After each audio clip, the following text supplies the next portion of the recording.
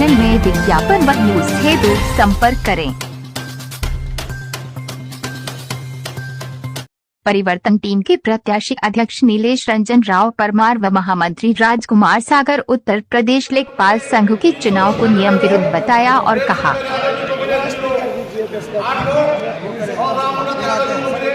वर्तमान यहाँ के प्रांतीय अध्यक्ष हैं, वो पटवार संघ के राष्ट्रीय अध्यक्ष भी हैं और उनके महामंत्री मध्य प्रदेश से जो चुनाव अधिकारी आए थे वो पटवार संघ के महामंत्री हैं। यानी जिन प्रांतीय अध्यक्ष जी का चुनाव कराया गया था वो राष्ट्रीय अध्यक्ष, चूंकि पदेन राष्ट्रीय अध्यक्ष होता है, यूपी का जो अध्यक्ष होता है वही पदेन राष्ट्रीय अध्यक्ष होता है, तो उन्हीं को बुला करके, अपने ही महामंत्री को बुलाकर उन्हें चुनाव कराया। चुनाव में हमें पारदर्शिता नहीं मिली और सबसे बड़ी चीज़, जब हम उन साक्ष्यों को मांगे कि हमें मतदाता सूची जितने लोग वोट दिए हैं, पहले बताया गया कि 815 लोगों ने वोट दिया है और जब फिर काउंटिंग हुई दोबारा, पहले 815 की काउंटिंग हुई और जब हमने कहा कि नहीं इसको ढंग से काउंटिंग करिए तो 5 वोट इसमें और आ गए, 820 हो गई। उन्होंने अपने मुंह से भी बताया कि 815 हुआ है और 820 हो गई। चुनाव 5, 7, 10 वोटों के अंतर से कई प्रत्याशी हारे हैं।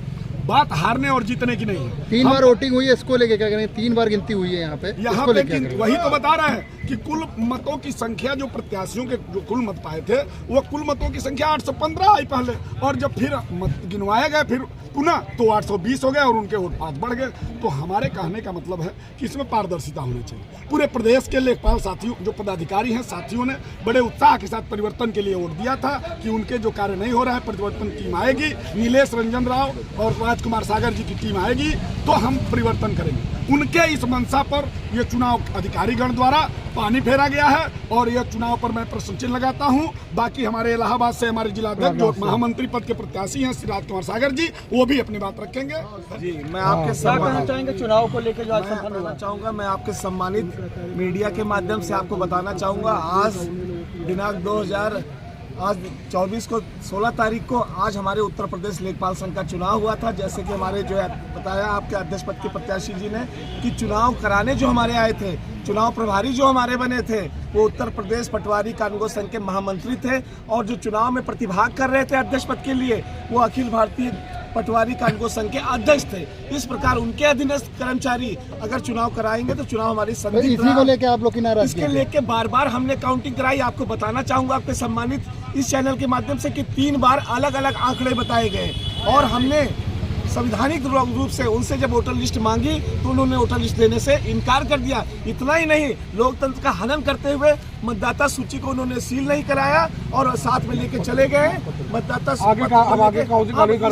सम्मानित साथियों ने हमें मत देकर जनाधिकार हमें दिया है। ऐसी स्थिति में जो इस प्रकार का जो अविधिक रूप से कार्रवाई हुई है, हम माननीय उच्च न्यायालय में जाएंगे और इसके लिए जो है जो भी लड़ाई लड़ना पड़ेगा हम अपने संवर के हित में लड़ेंगे। मतलब इस चुनाव को चैलेंज करेंगे, इस चुनाव को हम चैलेंज करेंगे क्योंकि चुनाव लोकतंत्र के अंदर संवैधानिक रूप से इस कार्यकारिणी का जो कार्यकाल था वो 2 वर्ष का था। 16 दिसंबर को कार्यकाल पूर्ण हो गया, परंतु उसके बाद इन्होंने 6 खंड मंत्री नियुक्त कर दिए।